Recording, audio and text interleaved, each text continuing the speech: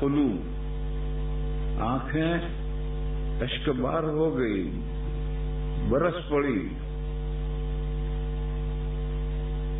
تو صحابہ نے عرض کیا کہ یا رسول اللہ، آج تو آپ نے ایسی نصیحتیں کی ہیں جیسا مرنے والا پیچھے والوں کو اہم باتیں کہہ کر مرتا ہے. لہذا کچھ اور بھی نصیحتیں فرما دی. یہ قیمتی باتیں جو آپ نے فرمائی یہ تو ہم یاد رکھیں گے. کچھ اور بھی نصیحتیں فرما دی. نبی پاک صلی اللہ علیہ وسلم نے فرمایا کہ میں تمہیں 2 باتوں کی وصیت کرتا ہوں. ایک تو اللہ سے ڈرتے رہنا، دوسرا اپنے امراء کی بات سننا اور اس کی تعمیل کرنا، فرمان برداری کرنا.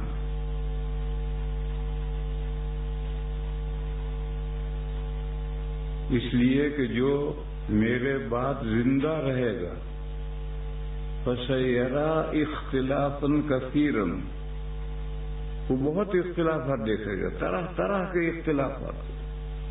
حکومت میں اختلافات ہوں گے، ملک میں اختلافات ہوں گے، ملت میں اختلافات ہوں گے، دینداری میں اختلافات ہوں گے، اور پتہ نہیں کیا کیا اختلافات ہوں گے.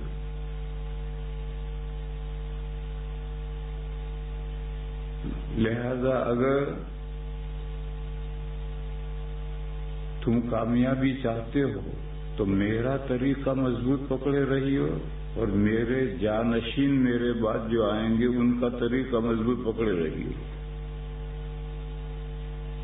یہی وہ حدیث ہے جس کو امام ابو داؤد نے بھی روایت کیا ہے اور امام ترمذی نے بھی روایت کیا ہے، اور امام ترمذی نے فرمایا کہ ھذا حدیث حسن صحیح، یعنی یہ حدیث بخاری مسلم کی حدیثوں کی ہم پایا ہے، ہم پلہ ہے، ایکول ہے، مساوی ہے، برابر ہے. تو فرمایا کہ میرا اور میرے بعد جو میرے جانشین آئیں گے ان کے جو طریقہ ہے اس طریقے کو مضبوط پکڑے رہیے. اگر کامیابی چاہتے ہو آخرت میں اور دنیا میں بھی بھلائی چاہتے ہو، دنیا میں سکون چاہتے ہو، تو میرا طریقہ مضبوط پکڑیو اور میرے خلفاء کا طریقہ مضبوط پکڑیو. میں نے بتایا تھا کہ خلیفہ میں اور بادشاہ میں کیا فرق ہے.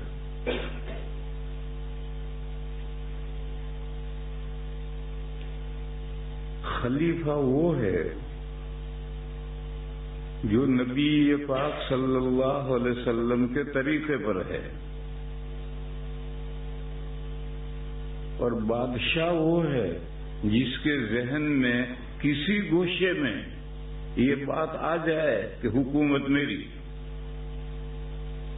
بس ذرا سا بھی اگر یہ گوشے میں آ گیا تو بادشاہ. اور نبی پاک صلی اللہ علیہ وسلم کے طرز پر رہا، بات کبھی ذہن میں قریب بھی نہیں آئی کہ حکومت میری نہیں آتی، پبلک کی حکومت ہے، میں اس حکومت کو چلا رہا ہوں. تو یہ خلیفہ اور بادشاہ میں ایک فرق میں نے بتلایا تھا. انبیاء سے لے کر چلو، قرآن کریم میں سورہ مریم میں ایک آیت آئے گی، حضرت عیسیٰ علیہ السلام جب پیدا ہوئے اور حضرت مریم ان کو لے کر کے لوگوں کے درمیان میں آئی، جب عیسیٰ علیہ السلام کی پیدائش کا وقت آیا تھا تو وہ بیت المقدس سے چل کر، شہر سے نکل کر جنگل میں چلی گئی تھی. وہاں عیسیٰ علیہ السلام پیدا ہوئے. وہاں کیوں چلی گئی تھی؟ وہ کنواری تھی، کسی نے ان کو ہاتھ نہیں لگایا تھا، اور اب بچہ پیدا ہونے والا ہے تو انہوں نے سوچا کہ دنیا کیا کہے گی. وہاں دور جنگل میں چلی گئی تھی. اور وہاں بھی جب حضرت عیسیٰ علیہ السلام پیدا ہوئے تو اتنی پریشان ہوئی تو انہوں نے کہا کہ اے اللہ کاش میں بھولی بسری ہوتی میرا کوئی تذکرہ ہی نہ ہوتا. پھر جب عیسیٰ علیہ السلام پیدا ہوئی تو اللہ کی طرف سے حکم ملا کہ اسے لے کر واپس جاؤ، ورنہ پتہ نہیں وہ کیا کرتی بیچاری، لیکن اللہ کا حکم ملا کہ اسے لے کر واپس جاؤ، اور کوئی اگر سوال کرے کہ کیا لائی تو خود مت بولنا، خود مت بولنا، اس بچے کی طرف اشارہ کر دینا، یہ بچہ خود ہی جواب دے گا. چنانچہ وہ لے کر واپس آئی، اور آتے ہی لوگوں نے کہا کہ مریم یہ کیا تو کر بیٹھی، تیری ماں تو بڑی نیک تھی، تیرا بھائی بڑا اچھا تھا، اور تو یہ کیا کر بیٹھی. تو انہوں نے پہلے اپنے منہ کی طرف اشارہ کیا، یعنی میرا نہ بولنے کا روزہ. پھر بچے کی طرف اشارہ کیا کہ جو پوچھنا ہو اس سے پوچھو.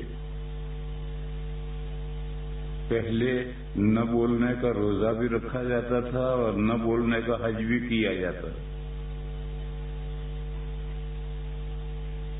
حدیثوں میں ایک واقعہ ہے،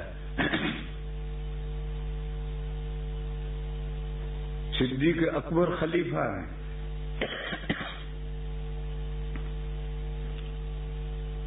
اس زمانے میں امیر المومنین ہی حج کرانے جاتا تھا، تو صدیق اکبر حج کرانے کے لیے گئے ہیں. تو عرفات میں یا مینا میں یا کسی جگہ پر چند عورتیں بیٹھی ہوئی ہیں.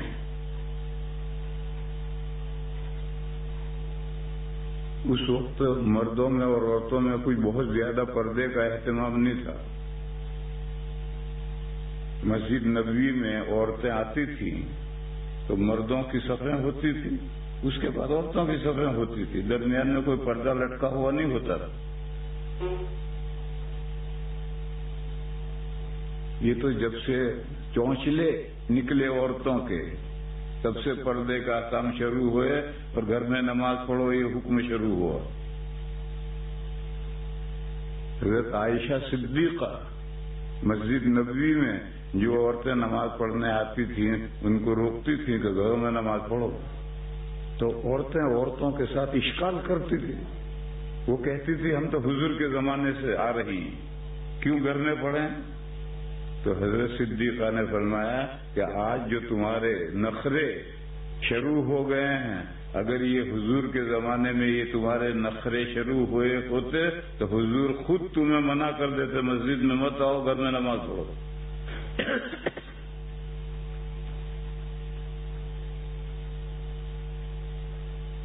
میرے محلے میں دھوبیوں کا محلہ ہے، گھاڑوں کا محلہ ہے، جوجوں کا محلہ ہے، غریب لوگ ہیں بیچارے،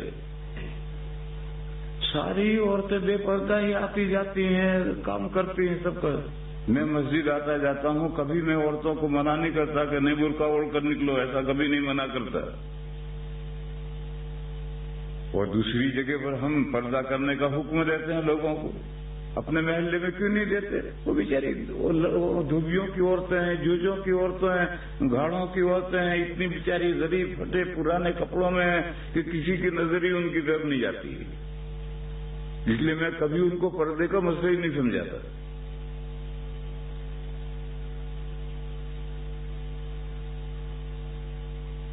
ایک مرتبہ ولن گئے میں ولن گیا، وہاں ہمارے قاری یعقوب صاحب نے ایک ہاسپٹل بنایا، اس کا ادگھاٹن تھا، افتتاح تھا.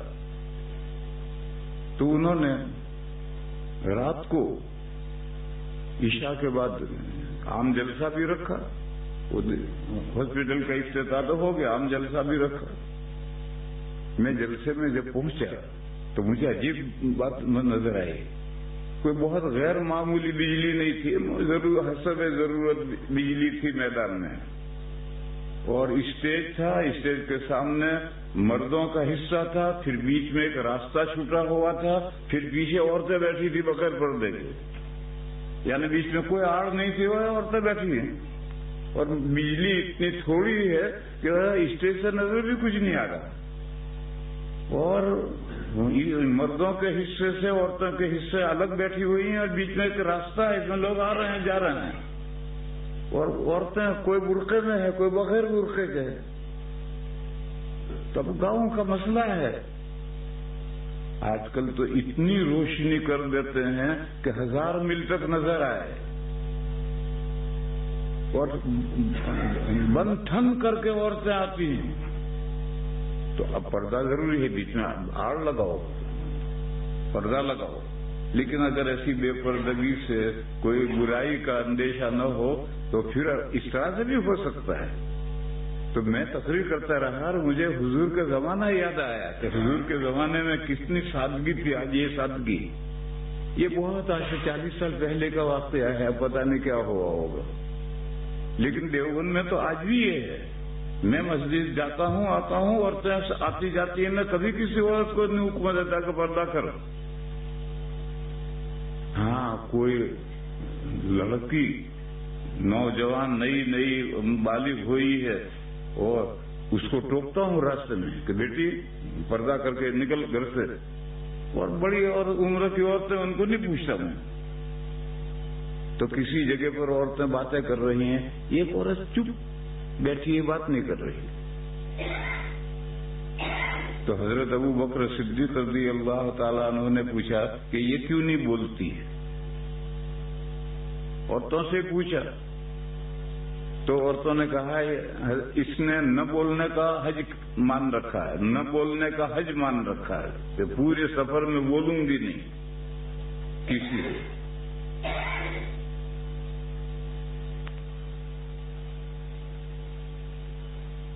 پہلے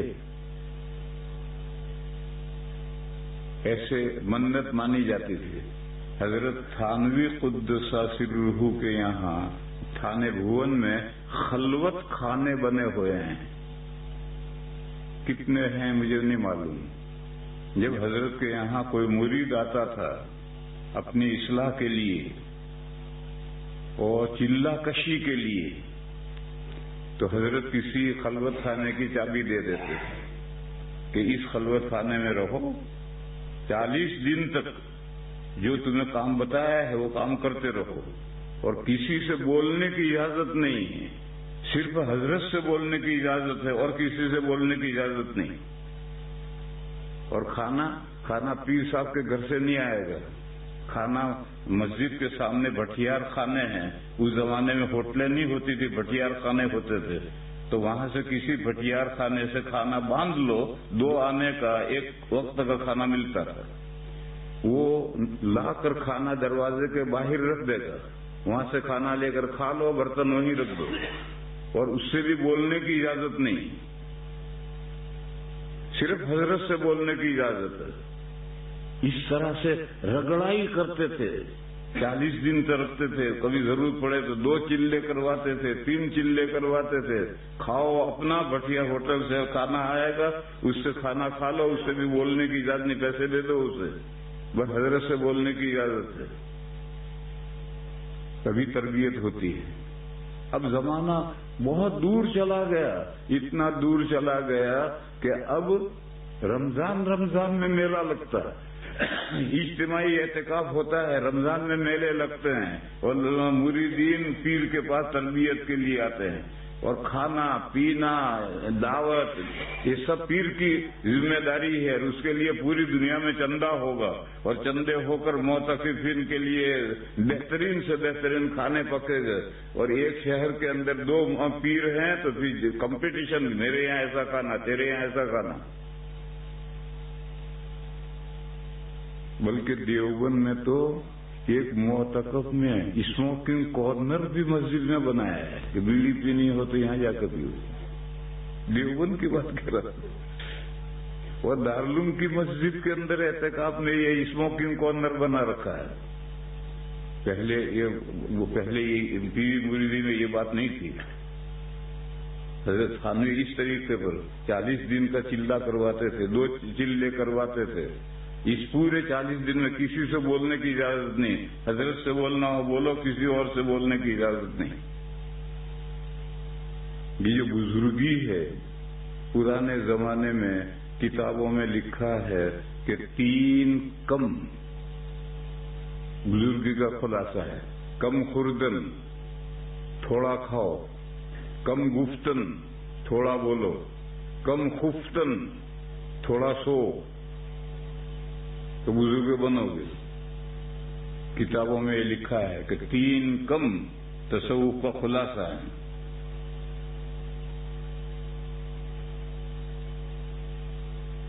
اب الٹا ہو گیا ہے۔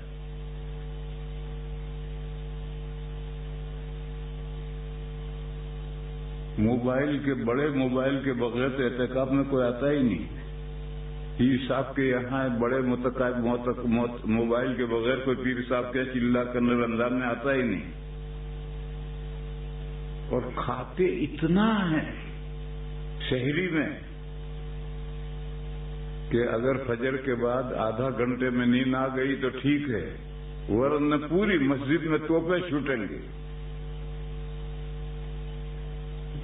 اور جہاں دیکھو چپکے چپکے باتیں ہو رہی۔ ابھی 10 دن کے بعد اعتکاف شروع ہوگا،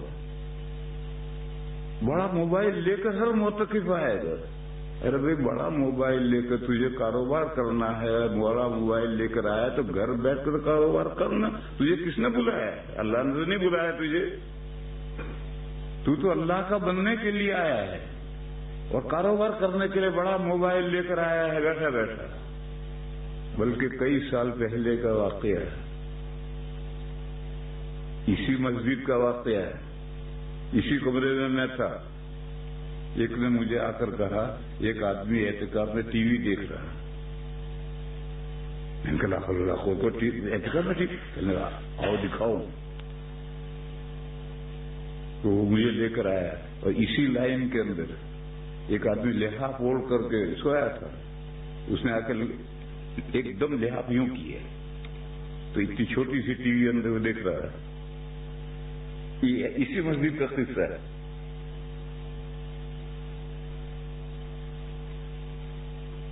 اب وہ لحاف اوڑھ کے سویا ہے، دنیا کیا دیکھے کہ وہ سویا ہے۔ اور وہ چھوٹی چھوٹی ٹی ویاں بھی آتی ہیں پورٹیبل، تو وہ اندر دیکھ رہا ہے۔ تو جب ٹی وی دیکھ سکتا ہے تو موبائل میں کیا پریشانی ہے؟ اس لیے میرے بھائیوں، اعتکاف کے معنی ہے اللہ کے دروازے پر جا پڑنا، کوئی دوسری دھن نہیں، اللہ کا بننے کی دھن ہے۔ بس ایسی صورت میں اگر تم 2 مل کر باتیں کرتے ہو، 2 مل کر کھانا کھاتے ہو، 2 مل کر کے فون سے رابطہ کر کے باتیں کرتے ہو، تو پھر اعتکاف میں آنے کا کیا فائدہ ہے؟ اللہ میں آپ کو پھسلانے سے کیا فائدہ ہے؟ اپنے گھر بیٹھو، کاروبار کرتے رہو۔ وہ اللہ کے گھر میں اعتکاف میں آؤ تو ٹوٹ کر اللہ کے ہو جاؤ، اور کوئی 10 دن تک کوئی منشا نہ ہو۔ اور 10 دن تک ایسا نہیں کر سکتے تو کوئی سنت موقدہ اعتکاف ضروری نہیں ہے۔ 2 دن کے لیے آ جاؤ، 1 دن کے لیے آ جاؤ، چند دن کے لیے آ جاؤ، مگر موبائل بھی چل رہا ہے اور ٹی وی بھی چل رہی ہے اور باتیں بھی چل رہی ہیں اور کھانا بھی چل رہا ہے اور سویا پڑا ہے، تو کیا اعتکاف ہوا؟ اسے تو بہتر گھر ہی رہے، مسجد میں آنے سے کیا فائدہ ہو؟ ایسی صورت میں امیر المومنین کی ذمہ داری ہے سر چکرنا۔ سہارنپور میں حضرت شیخ مولانا زکریا صاحب قدس سر روح کے یہاں ہم اعتکاف میں تھے، تو تراویح میں 3 پارے ہوتے تھے، تو کچھ معتکفین مسجد کے اوپر جا کر کے سو جاتے تھے۔ نیچے لوگ نماز پڑھ رہے ہیں، وہ اوپر سوئے ہیں، اعتکاف میں آئے ہیں، بزرگ بننے کے لیے آئے ہیں، اور تراویح چھوڑ کے اوپر سو رہے ہیں۔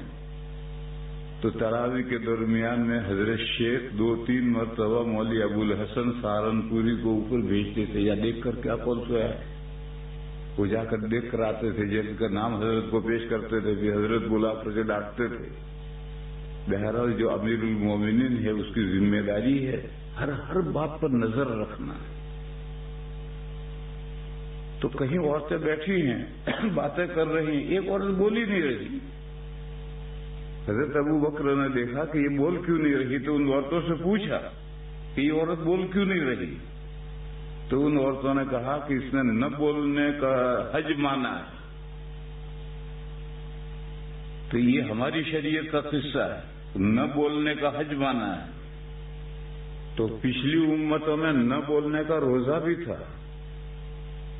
تو فرشتے نے حضرت مریم سے یہ کہا کہ بچے کو لے کر تم آبادی میں واپس جاؤ، اور کوئی اعتراض کرے تو اپنے منہ کی طرف اشارہ کرنا کہ میں نے نہ بولنے کا یہ روزہ رکھا ہے، اور بچے کی طرف اشارہ کرنا کہ جو پوچھنا ہو اس سے پوچھ لو، یہ بچہ جواب دے گا. تو حضرت صدیق اکبر نے اس عورت سے کہا بول، اسلام میں نہ بولنے کا حج نہیں. یہ پچھلی امتوں میں تھا، ہماری امتوں میں نہ بولنے کا حج نہیں. www.attableek.com The Revival of Iman. جب اس کو مسئلہ بتلایا کہ ہماری شریعت میں نہ بولنے کا حج نہیں ہے، بول، تو بولی. اور اس نے پوچھا کہ آپ کون ہیں؟ گویا امیر المومنین ایسی پوزیشن میں ہے کہ کوئی پہچان نہیں سکتا ہے کہ کوئی بڑا آدمی.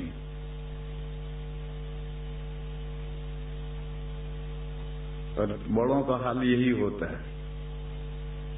آپ کے دارالعلوم دیوبند کے بانی حضرت مولانا قاسم صاحب نانوتوی قدس سرہ فجر کے بعد تفریح کرنے جاتے تھے. سڑک پر پل ہوتا ہے، چھوٹی چھوٹی پلیاں ہوتی جی نیچے نالا جاتا ہے. تو ایک پلیا پر ایک دیہاتی گنا کا گٹھڑ رکھ کر کے بیٹھا ہوا سستا رہا ہے، آرام کر رہا ہے. حضرت چلے گئے دیکھتے ہوئے. جب واپس آئے تو اس نے کہا میں چودھری دورے پا، یہ گٹھڑ میرے سر پہ درد ہے. تو حضرت نے ہاتھ لگایا، اس نے بھی ہاتھ لگایا، دونوں کا بھاری گٹھڑ تھا گنا کا.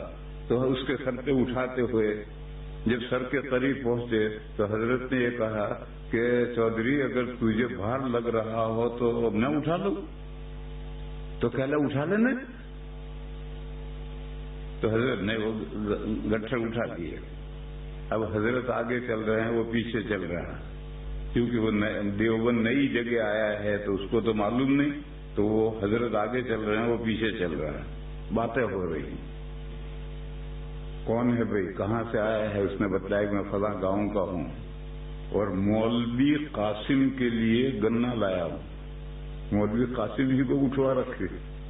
مولوی قاسم کے لیے گنا لایا ہوں تاکہ وہ اس گنا کا رس نکال کر کے کھیر پکا کر کھائے گا، تو اس کے لیے لایا ہوں.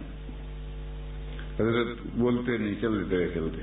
جب دیوبند قریب آیا، آباد گھر آئے تو حضرت نے کہا کہ لے بھی چودھری تیرا گنا لے، تو اپنا راستہ جا، میں اپنے راستے پہ جاؤں. اس نے لے لیے اور حضرت دوسرے راستے سے نکل کر مسجد چھتا میں جو حضرت کا کمرہ تھا وہاں پہ بیٹھ گئے. اب وہ دیوبند میں داخل ہوا. مدرسہ تو معلوم کرنا بہت آسان تھا. مدرسے پہنچا، مولوی قاسم کہاں رہتا ہے؟ تو طالب علموں نے کہا آؤ بتائیں. تو طالب علم اس کو مسجد چھتا میں لے گئے. کہا یہ کمرے میں جو بیٹھے ہیں وہ مولوی قاسم ہیں. تو گنا کہیں رکھ کر وہ کمرے میں داخل ہو، سلام کیا اور دیکھا کہ یہ تو وہی ہے جو میری گنا اٹھا کر آیا ہے. تو وہ سمجھا کہ ان کا کوئی نوکر ووکر ہوگا. تو اس نے پوچھا مولوی قاسم کہاں ہیں؟ تو حضرت نے فرمایا مجھے ہی مولوی قاسم کہتے ہیں. تو کہنے لگے ہاں تجھے گنا کی کھیر کھانی ہوگی اس لیے مولوی قاسم بن رہا ہے. نہیں مانا کہ مولوی قاسم ہے، لوٹ گیا. پھر مدرسے کے دروازے پر آیا کہ مولوی قاسم کہاں ہے؟ تو بتلایا کہ کمرے میں تجھے بتایا تو تھے بیٹھے. کہنے کہ وہاں پہ ایک مزدور بیٹھا ہے. کہا وہ مزدور جو بیٹھا ہے وہی مولوی قاسم ہے. تو بڑے لوگوں کا حال ایسا ہی ہوتا ہے، ان کو پہچاننا بہت مشکل ہوتا ہے. اتنے سادہ ہوتے ہیں تو حضرت ابو بکر اتنے سادہ تھے کہ وہ عورت پہچان نہیں سکی. اس نے کہا آپ کون ہیں؟ تو حضرت نے فرمایا میرا نام عبداللہ ہے، یعنی اللہ کا بندہ. اللہ کا بندہ تو کوئی بھی ہو سکتا ہے. آج کل تو اگر کوئی کہے کہ عبداللہ تو سمجھیں گے کہ یہ واقعی عبداللہ اس کا پراپر نیم ہے. وہ عورت پڑھی لکھی تھی، سمجھتا تھی، جو نہ بولنے کا حج کر رہی ہے وہ تو مسائل جانتی ہے. اس نے کہا اللہ کے بندے تو بہت ہوتے ہیں، اپنا نام بتاؤ. تو انہوں نے کہا کہ میں ایک آدمی ہوں قریش کا. تو اس نے کہا قریش کے بھی بہت آدمی ہیں. یوں کرتی کرتی اتنے سوالات کیے. اس سے حضرت ابو بکر اپنے آپ کو چھپانا چاہتے ہیں. دیکھو حضرت نانوتوی سے اگر وہ دیہاتی پوچھتا تم کون ہو تو حضرت نام نہیں بتاتے، اپنا تاریخی نام بتاتے. میں خورشید حسن ہوں. حضرت نانوتوی کا تاریخی نام تھا خورشید حسن. محمد قاسم نہ بتاتے. تو حضرت صدیق اکبر نام نہیں بتانا چاہتے. جب اتنا چاروں طرف سے گھیرا اس نے تو حضرت نے کہا، فرمایا کہ تو بہت سوال کرنے والی ہے.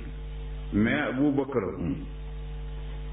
اب تو سمجھ گیا، ابو بکر تو ہمارا امیر المومنین ہے. فرمایا تو بہت سوال کرتی ہے، بہت پوچھنے والی ہے، میں ابو بکر ہوں. تو پھر اس نے ایک بڑا قیمتی سوال کیا.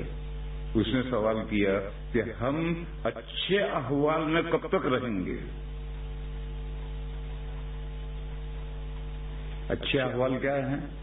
انہوں نے مسئلہ بتایا ہے کہ اسلام میں نہ بولنے کا حج نہیں ہے، نہ بولنے کا روزہ بھی نہیں ہے.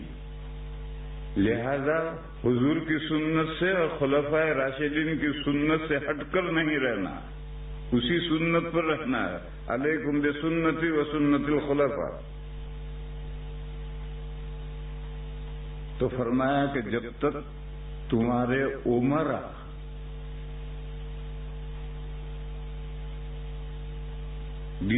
صحیح دین پر رہیں گے وہاں تک تم خیر پر رہو گے، اور جب تمہارے امرا صحیح دین پر نہیں رہیں گے تو پھر خیر نہیں، دین کی خیر نہیں. یہی وہ مضمون ہے کہ علیکم بسنتی و سنت الخلفاء. میرا طریقہ لازم پکڑو اور خلفاء راشدین کا طریقہ لازم پکڑو، وہاں تک خیریت رہے گی. اور جب یہ بات حاصل نہیں ہوگی تو پھر خیریت نہیں رہے گی امت میں. ہر آدمی بڑا بن جائے گا اور ہر بڑا اپنے پیچھے لگائے گا. شمائل ترمذی میں ایک حدیث ہے، نبی پاک صلی اللہ علیہ وسلم نے فرمایا کہ عنقریب ایسا زمانہ آ رہا ہے کہ آدمی یہ سوچے گا کہ میں قرآن پڑھوں تو میری پیروی کی جائے، میں قرآن پڑھوں تو میری پیروی کی جائے. تو قرآن پڑھا ہوا ہے، آواز بھی بہترین ہے، تجوید بھی جانتا ہے، شاندار پڑھتا ہے، قرآن کا واعظ بیان کرتا ہے، قرآن کے مضامین بیان کرتا ہے، مگر کوئی اس کی پیروی نہیں کرتا.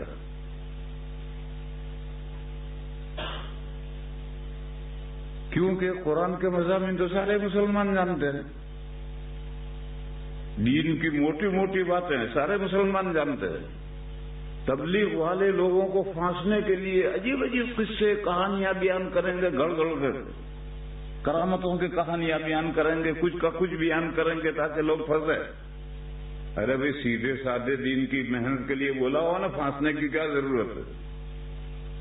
اسی لیے تبلیغ والوں کے یہاں اتنی موضوعات، اتنی گھڑی ہوئی باتیں چلی ہیں کہ خدا کی پناہ ساری دنیا انہوں نے موضوعات سے بھر دی. اور بنگلور میں ایک 500 صفحے کی کتاب لکھی گئی ہے ان تبلیغ والوں کی موضوعات کے خلاف. یہ سب حدیثیں بیان کرتے ہیں، گھڑی ہوئی حدیث. تو جب تک انوکھی باتیں بیان نہ کرو پھنستے نہیں لوگ.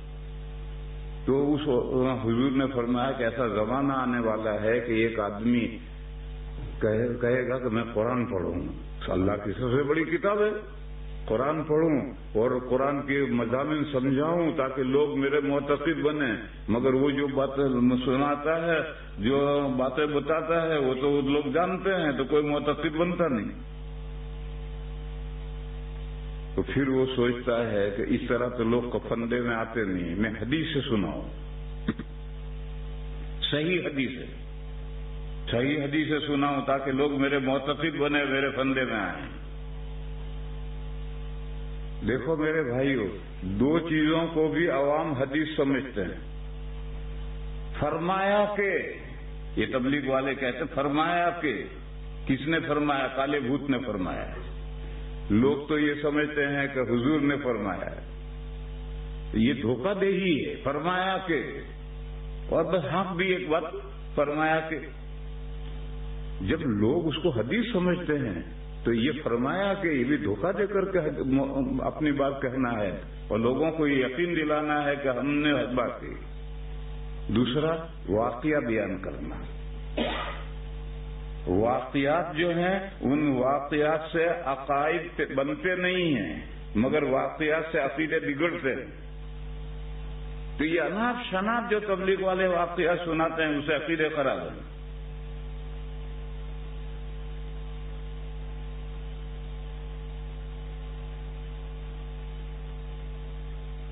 تو حضرت نبی پاک صلی اللہ علیہ وسلم نے فرمایا کہ پھر وہ سوچے گا کہ میں حدیثیں بیان کروں، تو حدیثیں صحیح حدیثیں بیان کرے گا، اور صحیح حدیثیں بھی لوگ جانتے ہیں، آج تو نہیں جانتے، اس وقت تو لوگ جانتے تھے۔ تو صحیح حدیثیں بیان کرتا ہے، اب بھی لوگ اس کے معتقد نہیں بنتے، اس کے فیور میں نہیں آتے۔ تو پھر وہ سوچے گا کہ یوں تو لوگ پھنستے نہیں، اب میں ایسی باتیں لوگوں کے سامنے بیان کروں گا جو ان کے باپ دادا نے بھی نہیں سنی ہوں گی، اور پھر گھڑ گھڑ کر وہ حدیثیں بیان کرنا شروع کرے گا۔ اب لوگ کہیں گے بھائی واہ عجیب عجیب باتیں ہیں، اب لوگ معتقد ہونے شروع ہو جائیں گے۔ یہ حدیث شریف ہے، اور شمائل ترمذی میں یہ حدیث ہے مختصر، جہاں یہ مفصل آئی ہے وہاں مفصل ہے۔ اس لیے میرے بھائیو، حدثوا الناس بما یعلمون، لوگوں سے وہ باتیں بیان کرو جسے لوگ جانتے ہیں۔ جو باتیں لوگ نہیں جانتے وہ لوگوں کو بتا کر کے پھنساؤ مت، جو باتیں دین کی لوگ جانتے ہیں وہی بیان کرو۔ دیکھو کل تبلیغ، اتوار کل نہیں آیا تو پرسوں اتوار آئے گا، اور اتوار کے دن تبلیغ والے میرے پاس آئیں گے کہ آج یہ جوڑ ہے، آج ہماری تقریر کرو۔ وہ تبلیغ والوں کی تقریر الگ ہے اور عام مسلمانوں کی تقریر الگ ہے۔ یہ عجیب و غریب زمانہ آ گیا، تبلیغ والوں کی تقریر ہی الگ ہے اور عام مسلمانوں کی تقریر الگ ہے۔ حالانکہ شریعت میں مرد کی تقریر، عورت کی تقریر، بڈھے کی تقریر، جوان کی تقریر، شہری کی تقریر، دیہاتی کی تقریر، پوری نوع کی ایک تقریر ہے۔ کیوں؟ یہ نوع انسان ہے، جب نوع انسان ہے تو نوع کی ایک تقریر ہے۔ کچھ تھوڑے بہت مسائل صنفی ہوتے ہیں، عورتوں کے کچھ مسائل ہوتے ہیں، وہ 6 مہینے میں ایک مرتبہ، پورے سال میں ایک مرتبہ عورتوں کی الگ مجلس کر کے سنا دیا۔ باقی روز عورتوں کی الگ مجلس نہیں کرنی، سب کی مجلس ایک ہے۔ مگر آپ ساری دنیا میں تبلیغ والوں نے اپنی تقریر الگ کر لی۔ وہ کیا تقریر ہے کہ ہمارے کام کے فضائل بیان کرو، ہمیں کوئی دین کی بات نہیں سننی، ہمیں کوئی دین کی بات نہیں سننی، ہمارے کام کے فضائل بیان کرو، اور نفر خروج نفر خروج نفر خروج، نکلو گھومو نکلو گھومو نکلو گھومو، بس یہی بات بیان کرو۔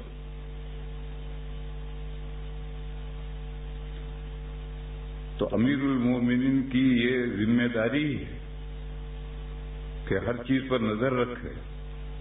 تو حضرت صدیق اکبر نے اس عورت سے یہ کہا کہ جب تک تمہارے امرا ٹھیک رہیں گے وہاں تک تم خیر پر رہو گے، اور جب تمہارے امرا بگڑ جائیں گے تو تم خیر نہیں رہے گی۔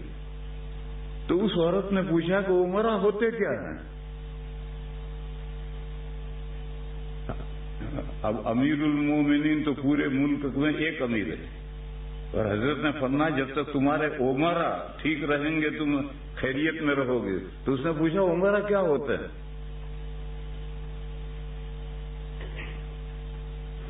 تو حضرت ابو بکر نے کہا تیری قوم میں ایسے بڑے نہیں ہیں کہ جن کی بات دوسرے مانتے ہیں.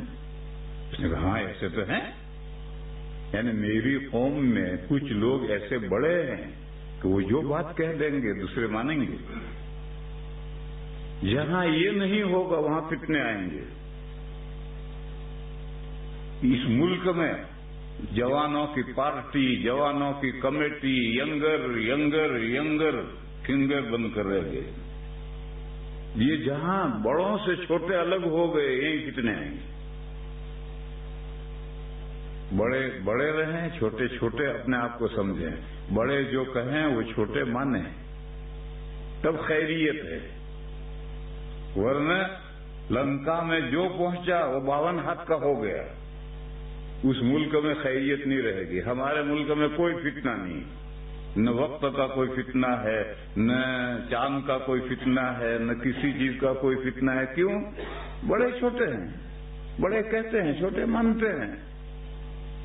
اور جو بڑے ہیں ان میں بھی بڑے چھوٹے ہیں. دارالعلوم دیوبند کہتا ہے تو مظاہر العلوم مان لیتا ہے. پھر دارالعلوم دیوبند میں بھی بڑے چھوٹے ہیں، بڑے کہتے ہیں چھوٹے مانتے، کوئی جھگڑا نہیں. اور یہاں کوئی بڑا چھوٹا ہے ہی نہیں، ہر آدمی بڑا ہے. جو لنکا میں پہنچا وہ 52 ہاتھ کا ہو گیا. آتا کچھ نہیں تو 52 ہاتھ کا ہو گیا. سب سے بڑا گویا علامہ اس ملک میں وہی آیا. یہ جو چھوٹے بڑے نہیں رہے اس نے ملک کو فتنوں سے بھر دیا. کوئی کسی کی سنتا ہی نہیں، مانتا ہی، ہر ایک اپنی چلاتا.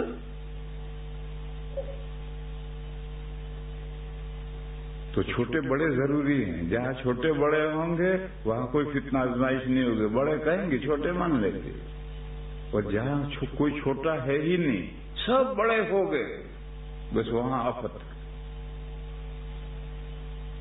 ابھی میرے پاس کچھ جوان آئے فجر کی نماز کے بعد، اور انہوں نے ہم سے کہا کہ ہم جوانوں کی کچھ جماعت بنانا چاہتے ہیں، یہ کرنا چاہتے ہیں، وہ کرنا چاہتے ہیں، ہمیں کچھ ہدایت دو. میں نے کہا تمہارے الگ جماعت بنانے کی کیا ضرورت ہے؟ ارے بھائی تمہارے بڑے جو جماعت کا کام کر رہے ہیں، تبلیغی جماعت سے مراد ہے، وہ تبلیغی جماعت کے تعلق سے نوجوانوں کی الگ جماعت بنانا چاہتے، اصلاحی کمیٹی. تو میں نے ان کو سمجھایا کہ بھائی تمہارے بڑے جو کر رہے ہیں تم چھوٹے وہی کرو. تمہارے لیے الگ کیا مجھے نصیحت قاعدے بتاؤں، کیا ضابطے بتاؤں. تو حضرت ابو بکر نے کہا کہ تیری قوم میں کیا ایسے بڑے نہیں ہیں کہ جو کہتے ہیں تو چھوٹے مان لیتے ہیں؟ تو اس نے کہا ہاں ہیں ایسے. تو حضرت نے فرمایا یہی عمرہ ہے. یہ جب تک سیدھے رہیں گے ملت اور ہر فرد سیدھا رہے گا، اور جب یہ بگڑ جائیں گے، ٹیڑھے ہو جائیں گے، پھر ہر ملت خراب ہو جائے گی.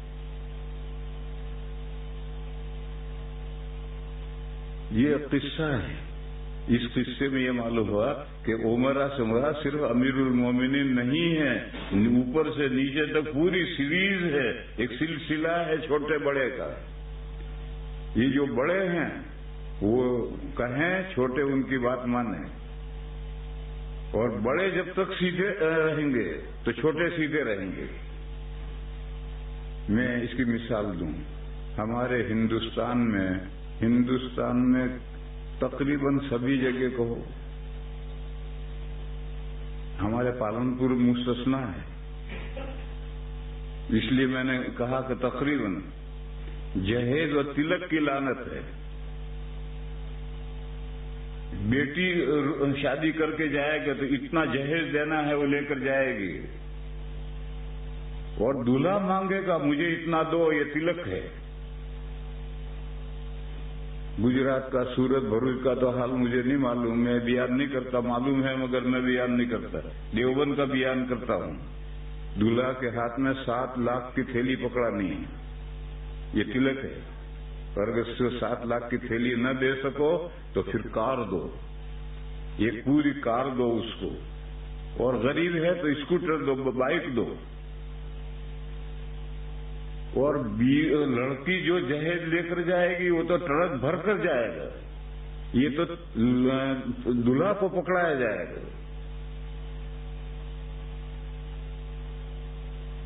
یہ لعنت ہے، ہمارے یہاں ہندوستان میں لعنت ہے۔ اصلاح معاشرہ کے لیے بڑی محنتیں ہوتی ہیں، بڑے جلسے ہوتے ہیں، تقریریں ہوتی ہیں، اصلاح معاشرہ، اصلاح معاشرہ۔ میں ان کے کسی جلسے میں تقریر کرنے نہیں جاتا۔ کیوں نہیں جاتا؟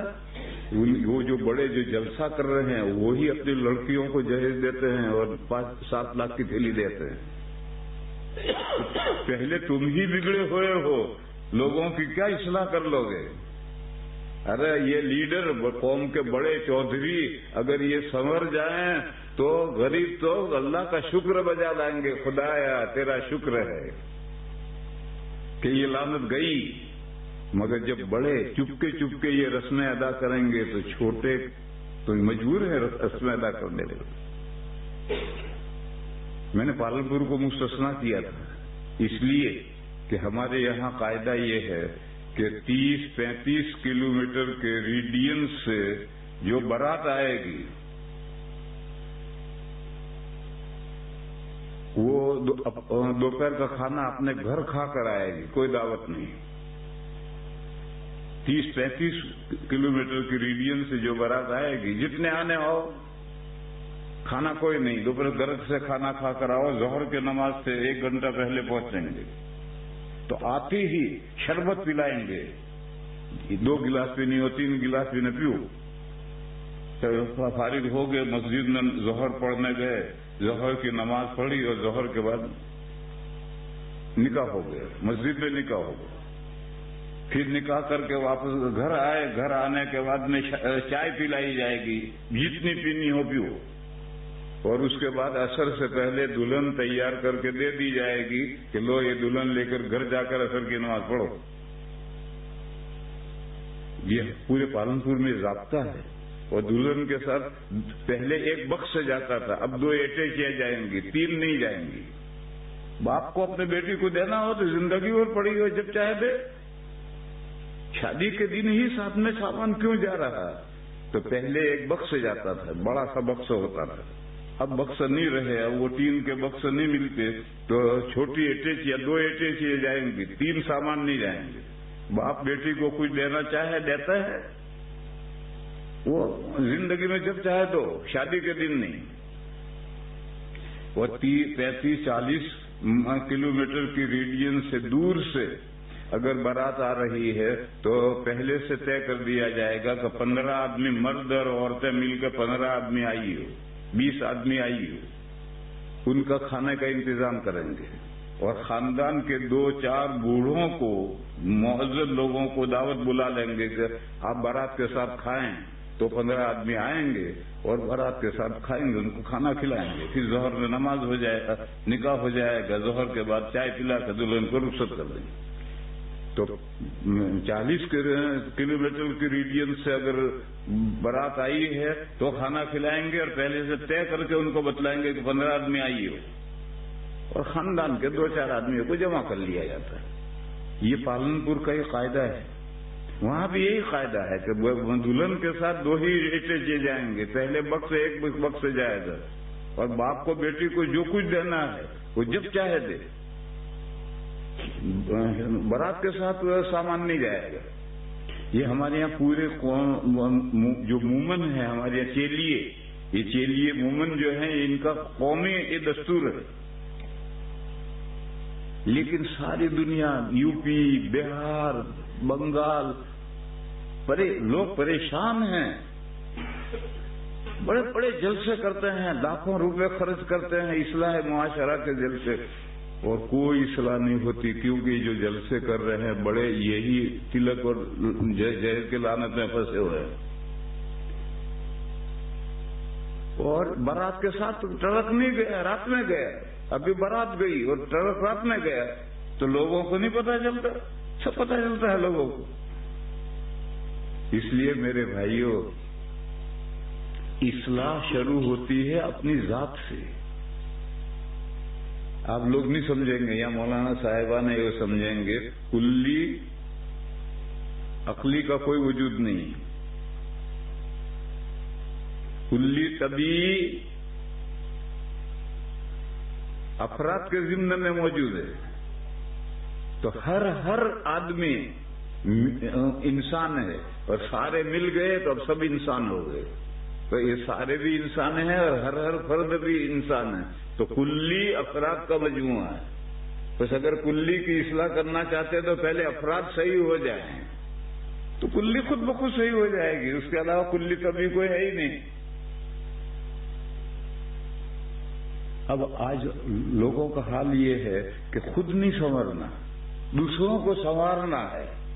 جلسے ہوں گے، بڑی بڑی تقریریں ہوں گی، اصلاح معاشرہ کی تقریریں ہوں گی، لوگوں کو بھاشن سنائیں گے، لوگ سنور جائیں اور خود بڑے نہیں سنورنا چاہتے.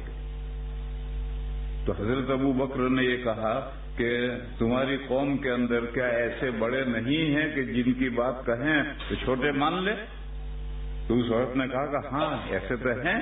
تو حضرت نے فرمایا کہ یہی تیری قوم کے بڑے ہیں. جب یہ سنور جائیں گے، یہ درست رہیں گے، وہاں تو قوم درست رہے گی، اور جب یہ بگڑیں گے تو پھر قوم کی خیر نہیں.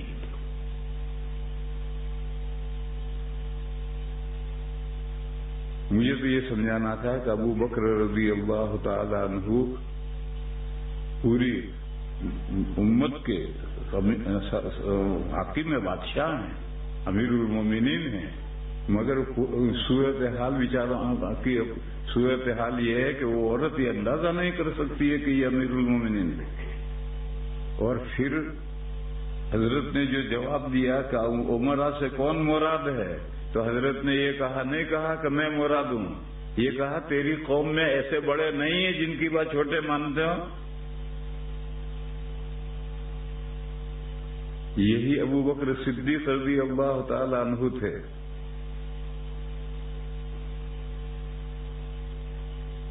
نبی پاک صلی اللہ تعالی علیہ وسلم کی وفات ہوئی ہے پیر کے دن. مہینہ ربیع الاول، تاریخ معلوم نہیں. 12 ربیع الاول بوگس، 12 تو ہو ہی نہیں سکتی.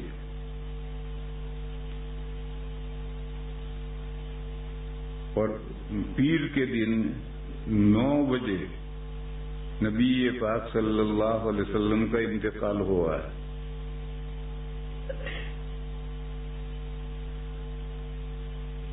اسی دن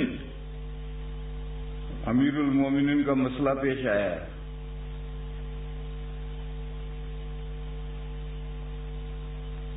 انصار میٹنگ کر رہے ہیں، منا امیر ومنکم امیر. 2 بادشاہ ہوں گے، 2 امیر ہوں گے، ایک انصار میں سے ایک مہاجرین میں سے، 2 امیر الگ الگ. یہ میٹنگ ہو رہی ہے اور انصار اپنے میں سے کس کو امیر بنائیں گے اس کو اس محفل میں لے بھی آئے ہیں کہ ہمارا انصار کا امیر یہ ہے، اس کے ہاتھ پہ بیعت کریں گے. ادھر حضور کی وفات ہو گئی. ایسے وقت میں جو قریبی رشتہ دار ہوتے ہیں سب سے بڑا صدمہ انہی کو ہوتا ہے. قریبی رشتہ داروں میں ایک بیویاں ہیں، ایک چچا ہیں جو وارث ہے، حضور کے وارث حضرت عباس سے چچا تھے، اور کوئی چچا زندہ نہیں تھا. اور ایک داماد ہے جو منزل بیٹے کے ہے. یہی قریب ترین ہیں جن پر نہایت سخت صدمہ پڑا ہوا ہے. اور خبر آئی کہ فلاں جگہ ثقیفہ بنی ساعدہ میں میٹنگ ہو رہی ہے، امیر طے کرنا ہے.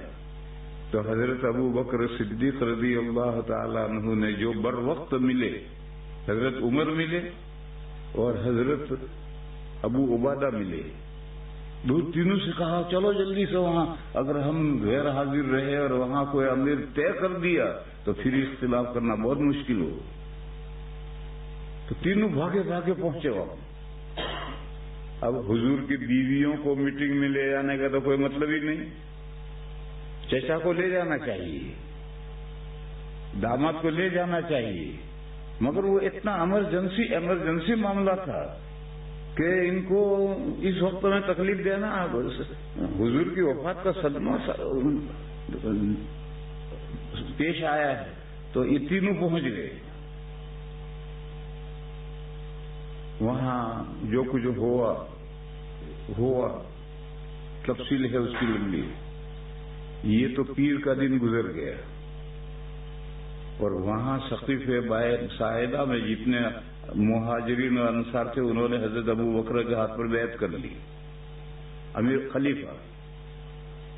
مگر حضرت ابو بکر چند آدمیوں کے بیعت کرنے سے خلیفہ نہیں بنیں گے، سارا مدینہ بیعت کرے گا. تو رات میں تو اندھیرا ہوتا ہے، بجلی کہاں تھی. یہ پیر کا دن گزر گیا، پھر منگل آیا. منگل میں سارے مدینہ نے حضرت ابو بکر کے ہاتھ پر بیعت کی. اب ہویا ابو بکر بال اتفاق متفقہ خلیفہ بن گئے. اب جو کچھ معاملات ہوں گے وہ امیر المومنین کے بتلانے سے ہوں گے. ظاہر ہے کہ سارا مدینہ مصابہ کرتے ہیں، اس طرح سے بیعت کرتے ہیں. مصابہ تو 2 آدمی تو ایک ساتھ کریں گے مصابہ، 4 آدمی تو کر نہیں سکتے. تو سارا مدینہ کی بیعت کرتے ہوئے کتنا وقت لگا ہوگا. جب بیعت ہو گئی تو سب سے پہلا مسئلہ یہ آیا کہ نبی پاک صلی اللہ علیہ وسلم کو غسل دیا جائے کپڑے پہنے ہوئے یا کپڑے اتار کر.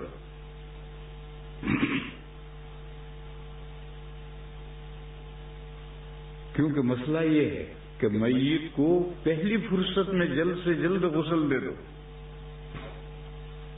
تبھی بیعت تام نہیں ہوئی، اس سے پہلے یہ مسئلہ پیدا ہوا کہ غسل دیا جائے کپڑے اتار کر. تو حضور کے جہاں جنازہ رکھا تھا وہاں جتنے لوگ بیٹھے تھے، بیٹھے بیٹھے ایک دم تھوڑی دیر کے بعد سب اونگنے لگے اور کمرے میں سے کسی نے پکار کر کہا کہ کپڑے پہنے ہوئے غسل دو. سب کی آنکھ کھل گئی، سب نے بات سنی. ابھی امیر المومنین کا حکم نہیں آیا.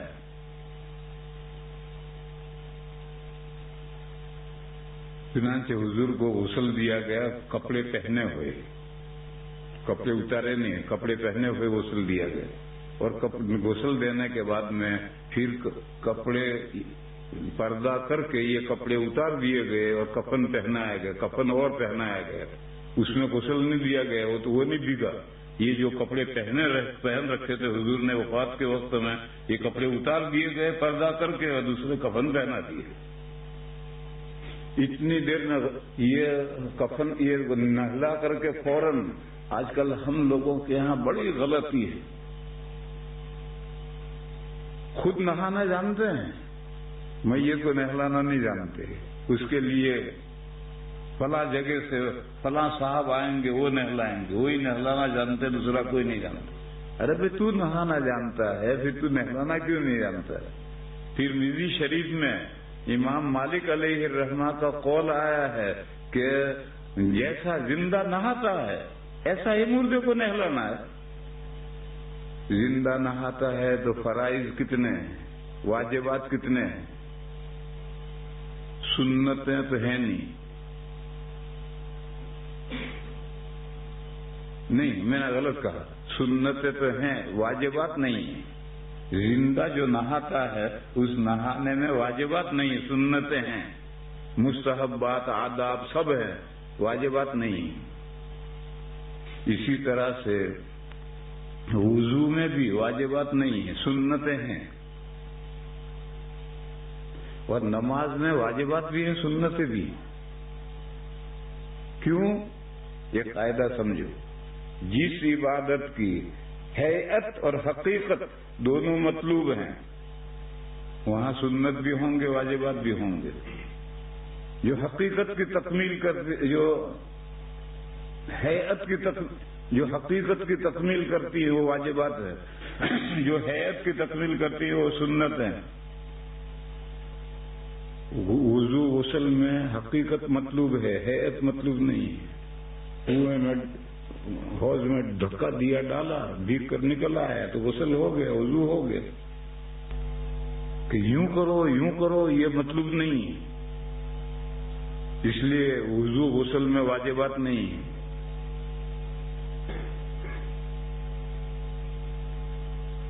کیونکہ ہیئت مطلوب ہی نہیں ہے. ہاں سنت مطلوب ہے, وہ جو صورت تو مطلوب ہے کہ یوں 3 کلی کرو, یوں مسواک کرو, یوں 3 لوٹے پانی ڈالو, یوں کرو, وہ کرو, دائیں طرف سے بائیں طرف سے سنتیں ہیں, کیونکہ ہیئت تو مطلوب ہے. لیکن حقیقت مطلوب نہیں ہے. حقیقت حاصل ہو جانی چاہیے کسی بھی طرح سے. اور نماز میں دونوں چیزیں مطلوب ہیں, اقوال مخصوصہ اور ہیئت مخصوصہ. یہ پڑھو اور اس طرح سے جھکو, سجدہ کرو, یہ کرو, وہ کرو. اس لیے نماز میں واجبات بھی ہے, سنتیں بھی ہیں. اور وضو غسل میں واجبات نہیں ہیں, صرف سنتیں ہیں. سنتیں حقیقت کی تکمیل کرتی ہیں اور واجبات ہیئت کی تکمیل کرتے ہیں. وہاں ہیئت مطلوب ہی نہیں.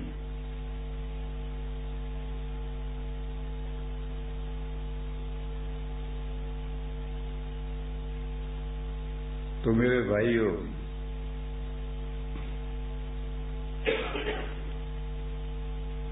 حضور کو نہلا دیا, اور آج جس طرح سے زندہ نہاتا ہے مردے کو بھی اسی طرح نہلاؤ. جنابت کے غسل میں 3 فرض ہے. ناک میں پانی ڈالو, منہ میں پانی کلی کراؤ, اور سارے بدن کو دھو ڈالو. یہی 3 فرض ہیں.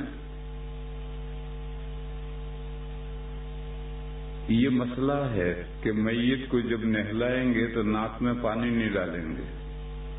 ناک میں پانی ڈالیں گے تو نکالیں گے کیسے؟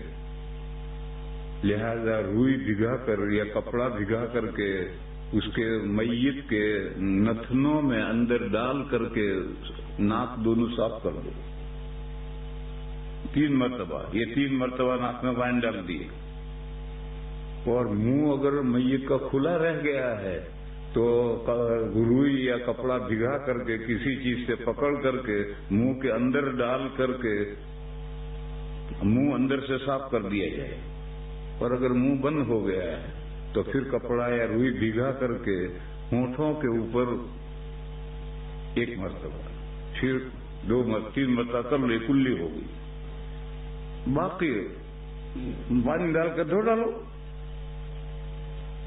امام مالک علیہ الرحمہ کا قول ترمذی میں آیا ہے, ولیکنہ یغسل وینقی, دھو ڈالو اور کلین کر دو.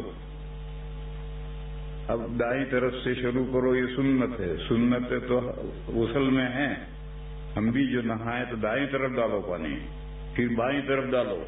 تو میت کو نہلاؤ گے تو دائیں طرف پہلے ڈالو, پھر بائیں طرف ڈالو.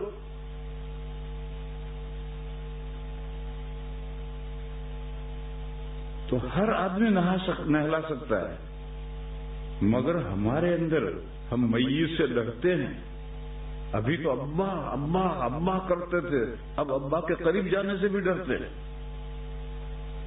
اور چھوٹے بچے ہوتے ہیں تو گھر کی عورتیں بھی نہلاتی ہیں. ابھی چھوٹی عورتوں کو نہلا دو یا بڑی عورت کو نہلا دو, ایک ہی تو طریقہ ہے. چھوٹی عورتوں کو نہلانے کے لیے کوئی ماہر عورت نہیں بلائی جاتی, گھر کی عورتیں نہلا دیتی ہیں. اور بڑی عورت کو نہلانے کے لیے کوئی فلاں عورت آئے گی, وہی نہلائے گی. یہ سب غلط ہے. مسئلہ یہ ہے کہ روح قبض ہوئی, پھر جلد سے جلد نہلا کر کفن پہنا کر لٹا دو. اس سے پہلے کوئی میت کو دیکھنے نہ آئے. جب کفن ادخل فی اکفانہ, جب میت کو نہلا کر کے اس کے کفن میں اس کو پہنا دیا, اب چارپائی پر رکھ دو, اب محلے والے دیکھنے آئے تو آئے. یہ بخاری شریف میں باب ہے کہ میت کے پاس جانا چاہیے جب اس کو کفن پہنا دیا جائے, کفن میں اس کو داخل کر دیا جائے نہلا کر, تب آنا چاہیے. ہمارے یہاں الٹا ہے. محلے میں خبر پڑی, عورتیں مرد بھاگے آ رہے ہیں میت کو دیکھنے کے لیے. اب بیچاری ابھی مری ہے, گندی ہے, بدبودار کپڑے ہیں, ایسی ہے ویسی ہے. پہلے اس کو نہلانے دو، اچھے کپڑے کفن پہنانے دو، پھر جب چارپائی پر رکھ دے تو اب آ کر کے اس کو دیکھو۔ بہرحال پہلی فرصت میں میت کو ہر آدمی نہلانا جانتا ہے، اور میت کی روح نکلنے کے بعد پہلی فرصت میں نہلا دو، کفن پہنا کر کے چارپائی پر رکھ دو، اب محلے والے دیکھنے آنا چاہے تو آئیں۔ تو نبی پاک صلی اللہ علیہ وسلم کو نہلا تو دیا، وہاں تو بیعت ہو رہی ہے، نہلا بھی دیا۔ کس نے نہلایا؟ گھر والوں نے نہلایا۔ پھر کفن بھی پہنا دیا، نہلانے کے بعد کفن بھی پہنا دیتے ہیں۔ اب مسئلہ آیا حضور کو دفن کہاں کیا جائے؟ حضور کی جہاں کمرہ ہے اس سے 50 گز کے فاصلے پر بقی قبرستان ہے، تو وہاں دفن کرنا چاہیے۔ یا بہت سے لوگ وطن میں لے جاتے ہیں، پاکستانیوں کے یہاں میت ہوتی ہے تو پاکستان میت بھیجتے ہیں، کیوں؟ وہ پاکستان ہے، پاک جگہ ہے، جب وہ پاک جگہ ہے تو تم یہاں آئے کیوں ناپاک جگہ میں؟ وہیں رہتے، کس نے تمہیں یہاں بلایا تھا؟ ارے ساری زمین اللہ کی ہے، ساری زمین پاک ہے، یہاں سے وہاں بھیجنا یہ قطعاً ناجائز ہے، غلط ہے۔ تو کوئی وہاں لے جاتا ہے، کوئی پاک زمین میں لے جاتا ہے۔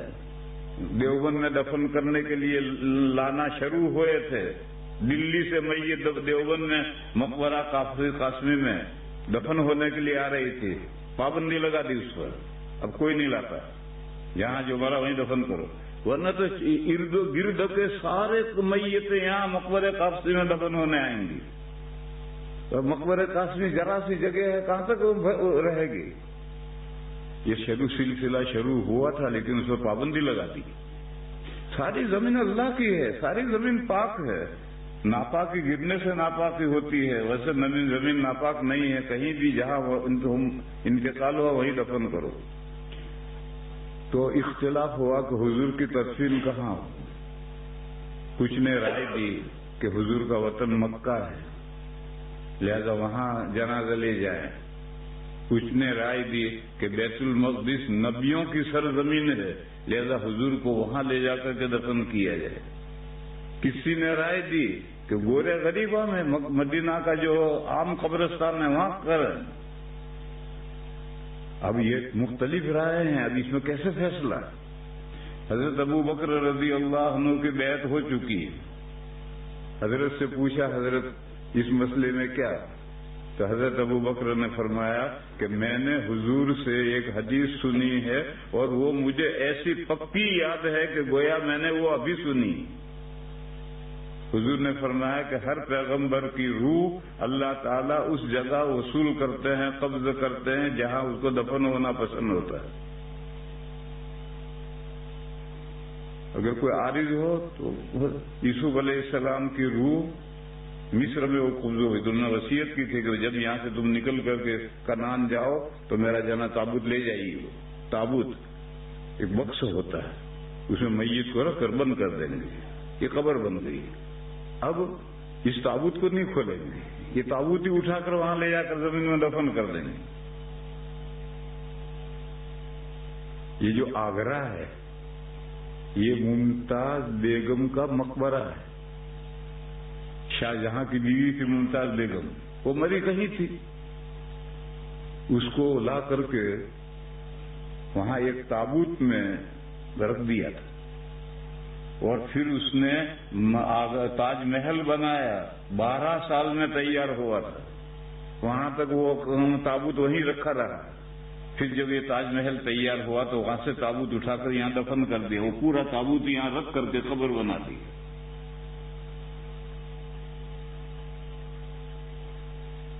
تو کسی کی رائے یہ ہوئی کہ تابوت بنا کر کے مکہ لے جائے، تابوت بنا کر کے بیت المقدس لے جائے، کسی کی رائے ہوئی کہ وہاں دفن کریں۔ اب مختلف رائےوں میں سے کون سی رائے؟ تو امیر المومنین حضرت ابو بکر کی بیعت پوری ہو گئی، ان سے پوچھا حضرت اس مسئلے میں کیا رائے، کیا کریں؟ تو حضرت نے فرمایا میں نے حضور سے حدیث سنی ہے، ہر نبی کو جہاں دفن ہونا پسند ہوتا ہے وہیں اللہ اس کی روح قبضہ کرتے ہیں۔ تو جس چارپائی پر لیٹے لیٹے حضور کی روح قبضہ ہوئی تھی، ٹھیک اس کے نیچے قبر کھودی گئی، 1 انچ ادھر ادھر نہیں۔ پھر اس کے بعد میں مسئلہ آیا، اب جب وہاں قبر کھودیں گے تو قبریں 2 طرح کی ہوتی تھی، ایک بغلی قبر ہوتی تھی، ایک صندوقچی ہوتی تھی۔ اس کا کیا فیصلہ؟ تو حضرت ابو بکر لوگوں نے کہا بھائی اس کا فیصلہ یہ کہ ایک صحابی صندوقچی بنانے کے ماہر ہیں، ایک بغلی بنانے کے ماہر ہیں، 2 آدمی بھیجو، جو پہلے آئے وہ اپنا کام کرے۔ تو 2 آدمی گئے تو وہ جو صندوقچی بناتے تھے وہ تو گھر ملے ہی نہیں، اور بغلی بناتے تھے حضرت ابو طلحہ، وہ گھر مل گئے، وہ آئے انہوں نے بغلی قبر بنائی۔ تو اللہ نے جو چاہا تھا، ایک حدیث بعد میں ایک حدیث سامنے آئی، اللہ دلنا والشق لغیرنا۔ خیر میں یہ سمجھا رہا ہوں کہ کتنے کام باقی ہیں۔ اب چارپائی وہاں سے ہٹائی ہے، اندر کمرے کے اندر قبر کھودنی ہے، اور پھر لحد کھودنی ہے اندر۔ پھر اب سب سے بڑا مسئلہ یہ آیا کہ نماز جنازہ کہاں پڑھی جائے اور کون پڑھائے۔ تو حضرت ابو بکر نے فیصلہ کیا، امیر المومنین بن گئے ہیں، اب وہ جو فیصلہ کریں گے اس فیصلے کے مطابق عمل ہوگا۔ انہوں نے فیصلہ کیا کہ حضور ہی ہمارے امام تھے جب تک حیات تھے، اور اب بھی حضور ہی ہمارے امام ہیں، لہذا کوئی امام بن کر جماعت سے نماز نہیں پڑھے گا۔ کمرے میں جاؤ اور تنہا تنہا جنازہ پڑھ کر آؤ۔ اب چھوٹا سا کمرہ ہے، چارپائی وہاں رکھی ہوئی ہے، اب اس کمرے میں کتنے آدمی جائیں گے؟ 5-25 ہی تو جائیں گے، اور ہر شخص جو اندر جائے گا وہ تنہا تنہا جنازہ پڑھے گا، جیسے ہم پڑھتے ہیں جماعت سے اسی طرح سے پڑھے گا، اور پھر وہاں سے ہٹے گا تھوڑی، پھر دوبارہ کہاں موقع ملے گا؟ تو پتہ نہیں کتنی دیر کے بعد وہ ہٹ کر باہر آئیں گے، تو پھر دوسرے 5-25 جائیں گے۔ یوں نمازیں شروع ہوئی اور لوگ تھوڑے تھوڑے جاتے رہے، نماز پڑھ کے نکلتے رہے، جاتے رہے، نماز پڑھ کے نکلتے رہے۔ اس میں یہ پیر کے دن تو وفات ہوئی، یہ دوپہر کو منگل کے دن دوپہر سے یہ نماز جنازہ شروع ہوئی، نمازیں پڑھتے رہے، رات ہو گئی، منگل کی رات آ گئی، منگل کی آدھی رات ہو گئی، تب لوگ جنازہ پڑھ کر کے نمٹے۔